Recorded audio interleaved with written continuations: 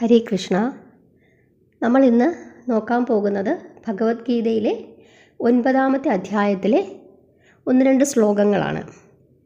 നമ്മുടെ ജീവിതത്തിൽ നമുക്ക് പലപ്പോഴും പല സംശയങ്ങളും തോന്നും പല കാര്യങ്ങളിലും. ആ സംശയങ്ങളെല്ലാം ദൂരീകരിക്കുന്ന ഒരുപാട് ശ്ലോകങ്ങൾ ഭഗവത്ഗീതയിലുണ്ട്.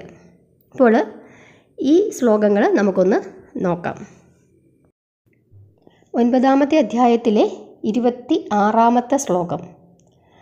പത്രം പുഷ്പം ഫലം തോയം യോ മേ ഭക്ത്യാ പ്രയച്ഛതി തദഹം ഭക്ത്യുപഹൃതം അശ്നാമി പ്രയതാത്മനഃ. പത്രം എന്താണ്? ഇല. പുഷ്പം അറിയാം നമുക്കെല്ലാവർക്കും, പൂവ്. ഇനി ഫലം എന്താണ്? ഫ്രൂട്ട്. തോയം വെള്ളം. യ എന്ന് വെച്ചാൽ എന്താണ് അർത്ഥം? ആര് അല്ലെങ്കിൽ ഹൂ. മേ ടു മീ എനിക്ക്. ഭക്ത്യ ഭക്തിപൂർവം. പ്രയച്ഛതി നൽകുക. തത് അത്.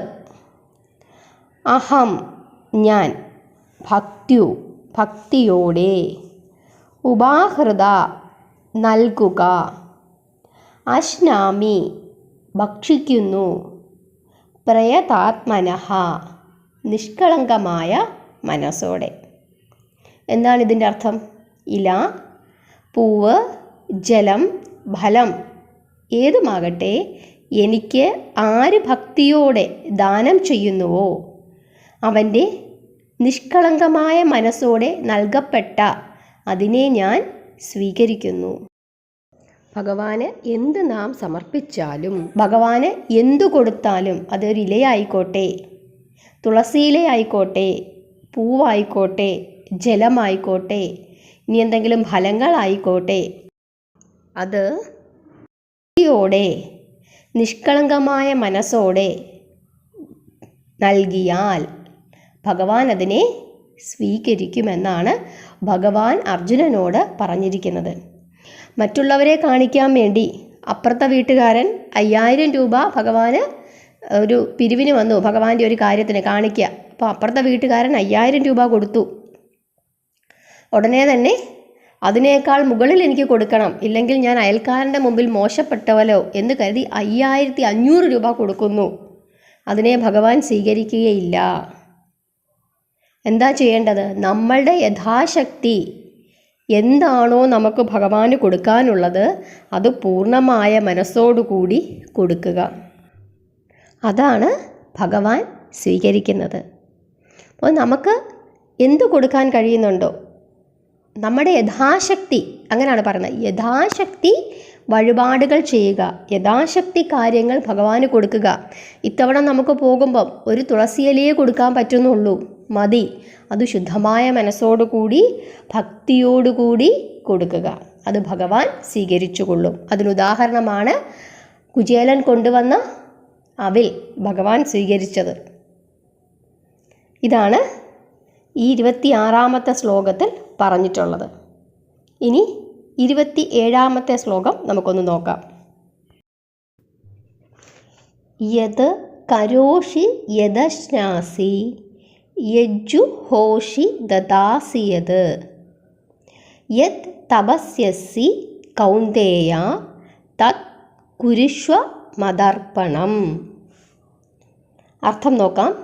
യത് എന്ത്, കരോഷി ചെയ്യുന്നു, യത് എന്ത്, അശ്നാസി ഭക്ഷിക്കുക, യത് എന്ത്, ജുഹോഷി ഹോമാദികൾ, ദദാസി ദാനം നൽകുക, യത് എന്ത്, തപസ്യസി തപസ് അനുഷ്ഠിക്കുക, കൗന്ദേയ കുന്തിപുത്ര, യത് അത്, കുരുഷ്വ ചെയ്യുക, മദർപ്പണം അതായത് അർപ്പണം എനിക്കായി അർപ്പിക്കുക. അപ്പോൾ കൗന്ദേയനോടാണ് പറയുന്നത്, കുന്തിപുത്രൻ അർജുനനോടാണ് ഭഗവാൻ പറഞ്ഞു കൊടുക്കുന്നത്. എന്താണ് പറഞ്ഞു കൊടുക്കുന്നത്? ഹേ കൗന്ദേയ, എന്തു നീ ചെയ്യുന്നുവോ, ഭക്ഷിക്കുന്നുവോ, ഹോമിക്കുന്നുവോ, എന്ത് ദാനം നൽകുന്നുവോ, എന്ത് തപസ് അനുഷ്ഠിക്കുന്നുവോ, അതെല്ലാം എനിക്കായിക്കൊണ്ട് ചെയ്യുക. അതായത് എന്ത് നീ ചെയ്യുന്നുവോ, നമ്മൾ എന്ത് കാര്യം ചെയ്താലും അത് ഭഗവാന് വേണ്ടി ചെയ്യുന്നുവെന്ന് മനസ്സിൽ കരുതുക. എന്തു ഭക്ഷിക്കുന്നുവോ, നമ്മൾ കഴിക്കുന്നു. ഈ ശരീരം ആരുടേതാണ്? ഭഗവാന്റെയാണ്. ഭഗവാനാണ് ഈ ശരീരം നമുക്ക് തന്നത്. അപ്പോൾ ഭഗവാന് വേണ്ടിയിട്ടാണ്, ഭഗവാനാണ് നമ്മൾ കൊടുക്കുന്നത് എന്ന് വിചാരിച്ച് നമ്മൾ ഭക്ഷിക്കുക. അപ്പോൾ ഭഗവാന് നമ്മൾ എന്താണ് ഭക്ഷിക്കാൻ കൊടുക്കുന്നത്? സ്വാത്വികമായ ഭക്ഷണങ്ങളാണ്. അപ്പോൾ നമ്മളും ഈ ശരീരം ഭഗവാന്റെയാണ്, ഭഗവാനാണ് നമ്മൾ അർച്ചന ചെയ്യുന്നത് എന്ന് കരുതിയാൽ നമ്മൾ കഴിക്കുന്ന ഭക്ഷണത്തിന് പോലും എന്തുണ്ടാകും? സ്വാത്വികത ഉണ്ടാകും. അപ്പോൾ നമ്മൾ ആരും അങ്ങനെ ചിന്തിച്ച് ജീവിക്കുന്ന ഒരു മനുഷ്യൻ ഒരിക്കലും എന്ത് ചെയ്യില്ല? തെറ്റായ മാർഗത്തിൽ പോകില്ല. ഇനി ഹോമിക്കുന്നുവോ, ഹോമം ചെയ്യുന്നു. എന്ത് ദാനം നൽകുന്നുവോ, എന്ത് തപസ് അനുഷ്ഠിക്കുന്നുവോ, അതെല്ലാം എനിക്കായിക്കൊണ്ട് ചെയ്യുക. നമ്മളൊരു ദാനം ചെയ്യുന്നു. അപ്പോൾ നമ്മൾ എന്താ ചെയ്യേണ്ടത്? ഭഗവാനാണ് നമുക്ക് ഈ സമ്പത്തെല്ലാം തന്നത്. അപ്പോൾ അതിനുവേണ്ടി ഒരാൾക്കൊരു ദാനം ചെയ്യാൻ വേണ്ടി ഭഗവാൻ നമ്മളെ നിയോഗിച്ചിരിക്കുകയാണ് ഒരു നല്ല കാര്യം ചെയ്യുന്നതിന് വേണ്ടി. അപ്പോൾ അതെല്ലാം ഭഗവാനുള്ള സമർപ്പണമാണ് എന്ന് കരുതി ദാനം ചെയ്യുക. അല്ലാതെ ഞാനത് ചെയ്തു, ഞാനൊരു 500 രൂപ ഒരാളെ സഹായിച്ചു, ഉടനെ തന്നെ അത് ഫോട്ടോ എടുത്ത് ഫേസ്ബുക്കിലിട്ട് ഞാനതിൻ്റെ ക്രെഡിറ്റ് മേടിക്കുന്നു. അങ്ങനെ ആവരുത്. അതാണ് പറയുന്നത്. നമുക്കൊരു കാര്യം, ഒരാൾക്കൊരു ഉപകാരം ചെയ്തു കൊടുക്കാൻ നമ്മളെ കൊണ്ട് പറ്റുന്നത് ഭഗവാന്റെ ഇച്ഛ മൂലമാണ്. ഭഗവാനാണ് നമ്മളെ കൊണ്ട് ആ സഹായം ചെയ്യിപ്പിക്കുന്നത്. അപ്പോൾ നമ്മുടെ മുമ്പിൽ നമുക്കൊരു കാര്യം ചെയ്യാൻ പറ്റുന്നുണ്ടെങ്കിൽ അതനുസരിച്ച് നമുക്ക് എന്തുണ്ടാകണം? സമ്പത്ത് കൊണ്ടാണ് ചെയ്യേണ്ടതെങ്കിൽ സമ്പത്തുണ്ടാകണം. അതല്ല ശരീരം കൊണ്ട് ചെയ്യണമെങ്കിൽ ആരോഗ്യമുണ്ടാകണം. മറ്റു പല കാര്യങ്ങൾ, അതായത് ചിലപ്പം ചില വാക്കുകളായിരിക്കാം. ഒരാളോടൊരു കാര്യം പറഞ്ഞ് ഒരു റെക്കമെൻഡേഷൻ നമുക്ക് ചിലപ്പോൾ ചെയ്യാൻ പറ്റും. അതും ദൈവം നമുക്ക് തരുന്ന, അല്ലെങ്കിൽ ഭഗവാൻ നമുക്ക് തരുന്ന ചില കഴിവുകളും ചില അംഗീകാരങ്ങളുമാണ്. അല്ലെങ്കിൽ സമ്പത്ത് ഭഗവാൻ തന്നതുകൊണ്ടാണ് നമുക്ക് കൊടുക്കാൻ പറ്റുന്നത്. അങ്ങനെ വിചാരിച്ചിട്ട് ഇതെല്ലാം ഭഗവാന് വേണ്ടി നമ്മൾ ചെയ്യുന്നതാണ് എന്ന് വിചാരിച്ച് ചെയ്താൽ ഇതിലൊന്നും തന്നെ നമ്മൾ അഹങ്കരിക്കുകയില്ല.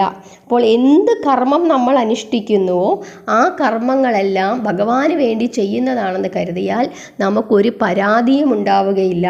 അപ്പോൾ നമ്മളൊരു കാര്യം ചെയ്യുന്നു, ഇത് ഭഗവാന് വേണ്ടി ചെയ്തതാണ് എന്ന് കരുതി കഴിഞ്ഞാൽ നമ്മൾ ആരോട് പരാതി പറയാൻ? ഇതെല്ലാം നമ്മുടെ മനസ്സിൻ്റെ സന്തോഷമാണ്. നമ്മൾ ഭഗവാന് വേണ്ടി ഓരോ കാര്യങ്ങളും ചെയ്യുന്നതാണ്.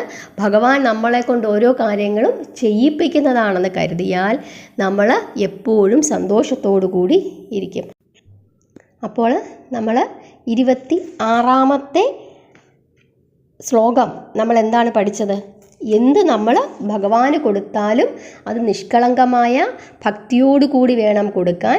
അതല്ലാതെ മറ്റുള്ളവരെ കാണിക്കാൻ വേണ്ടിയിട്ടോ എന്തെങ്കിലും നേട്ടത്തിന് വേണ്ടിയിട്ടോ ഒന്നും നമ്മൾ ഒരു കാര്യവും കൊടുക്കാൻ പാടില്ല. അങ്ങനെ കൊടുത്താൽ അതൊന്നും ഭഗവാൻ സ്വീകരിക്കുകയില്ല. നമ്മൾ കൊടുക്കുന്ന ഒരു തുളസി ഇല അത് അത്രത്തോളം ഭക്തിയോടുകൂടി നമ്മൾ കൊടുത്താൽ മാത്രമേ ഭഗവാൻ അത് സ്വീകരിക്കുകയുള്ളൂ. അപ്പം നമ്മളുടെ യഥാശക്തി, നമ്മൾക്ക് എന്താണോ ശക്തി ഉള്ളത്, നമുക്കിപ്പം ഒരു വജ്രമാല ഭഗവാന് ഗുരുവായൂരപ്പന് ഒരു വജ്രമാല സമർപ്പിക്കാൻ നമുക്ക് സമ്പത്തുണ്ട്, നമുക്കതിനുള്ള കഴിവുണ്ടെങ്കിൽ നമുക്കത് സമർപ്പിക്കാം. അപ്പോൾ അത് അവിടെ എന്താണ്? ആ സമ്പത്ത് നമുക്ക് ദൈവം ഭഗവാൻ തന്നതുകൊണ്ട് നമ്മൾ അതിലൊരു ഭാഗം ഭഗവാന് സമർപ്പിക്കുന്നു. അവിടെ നമ്മൾ ഭക്തിയോടുകൂടി സമർപ്പിക്കണം. ഇനി അയലത്തെ വീട്ടുകാരൻ വജ്രമാല കൊടുത്ത ആളുടെ അയലത്തെ വീട്ടുകാരന് നമുക്ക് ഒരു തുളസി മാലയെ ഭഗവാന് കൊടുക്കാൻ പറ്റുന്നുള്ളെങ്കിൽ അദ്ദേഹവും അത് ഭക്തിയോടുകൂടി കൊടുക്കണം. അങ്ങനെയാണെങ്കിൽ ഈ 2 മാലകളും ഭഗവാൻ സ്വീകരിക്കും ഒരുപോലെ. പക്ഷേ ഒന്ന് ആ മനസ്സിലൊരു അഹങ്കാരത്തോടു കൂടി കൊടുത്താൽ അതൊരിക്കലും ഭഗവാൻ സ്വീകരിക്കുകയില്ല. ചിലപ്പോൾ ഈ വജ്രമാല കൊടുത്ത ആൾക്ക് തികഞ്ഞ ഭക്തി ആയിരിക്കും. ഈ തുളസിമാല കെട്ടിക്കൊണ്ട് കൊടുത്ത ആൾക്ക് ചിലപ്പോൾ മനസ്സിലൊരു ഭക്തിയും കാണില്ല. മറ്റുള്ളവരെ കാണിക്കാൻ വേണ്ടി ഞാൻ എന്നും അമ്പലത്തിൽ പോകുന്നു, മാല കെട്ടുന്നു എന്ന് കാണിക്കാൻ വേണ്ടി ചെയ്യുന്നതാവാം. അങ്ങനെയാണെങ്കിൽ ഭഗവാൻ ഏതായിരിക്കും സ്വീകരിക്കുന്നത്? തുളസിമാല സ്വീകരിക്കുകയില്ല, വജ്രമാലയാണ് സ്വീകരിക്കുന്നത്. അപ്പോൾ നമ്മൾ അയാളുടെ വജ്രമാല കൊടുത്തു, അദ്ദേഹം വീണ്ടും വീണ്ടും ഭഗവാൻ അങ്ങേർക്ക് വാരിക്കോരി കൊടുക്കുന്നുണ്ട്. നമ്മളെന്നും തുളസിമാല കൊണ്ട് കെട്ടിക്കൊടുത്തിട്ടും ഭഗവാൻ നമുക്കൊന്നും തരുന്നില്ല. ഇങ്ങനെ ചിന്തിച്ചാലോ എന്താ അതിന് ഫലം? ഇല്ല. കാരണം നമ്മൾ ചെയ്യുന്ന കാര്യം എന്തെങ്കിലും കാര്യസാധ്യത്തിന് വേണ്ടി ചെയ്യുന്നത് കൊണ്ടാണ് ചിലപ്പോൾ ഭഗവാൻ എന്ത് ചെയ്യുന്നത്? ഇച്ചിരി നേരം കണ്ണടച്ച് ഇരിക്കുന്നത്. അതുകൊണ്ട് നമ്മൾ എന്ത് ഭഗവാന് കൊടുത്താലും അത് നിഷ്കളങ്കമായ ഭക്തിയോടുകൂടി കൊടുക്കുക. അതുപോലെ എന്ത് കർമ്മം അനുഷ്ഠിച്ചാലും 27ാമത്തെ ശ്ലോകത്തിൽ പറയുന്നത് എന്ത് ചെയ്താലും അത് ഭഗവാന് ചെയ്യുന്നതായിട്ട് കരുതി ചെയ്യുക. അങ്ങനെയാവുമ്പോൾ നമുക്ക് യാതൊരു പരാതിയും ഉണ്ടാവുകയില്ല. അപ്പോൾ നമ്മൾ ഈ 2 ശ്ലോകങ്ങളാണ് ഇന്ന് നോക്കുന്നത്. ഇത് നമ്മുടെ ജീവിതത്തിൽ പകർത്തിയാൽ തന്നെ പകുതി പ്രശ്നങ്ങൾക്കും പരിഹാരമാണ്. അപ്പോൾ എല്ലാവരും നന്നായി ഭഗവാനെ പ്രാർത്ഥിക്കുക. ഇനി ഏകാദശി വരുന്നുണ്ട്. എല്ലാവരും അതിനായി തയ്യാറെടുക്കുക. എല്ലാവരെയും ഭഗവാൻ അനുഗ്രഹിക്കട്ടെ. ഹരേ കൃഷ്ണ.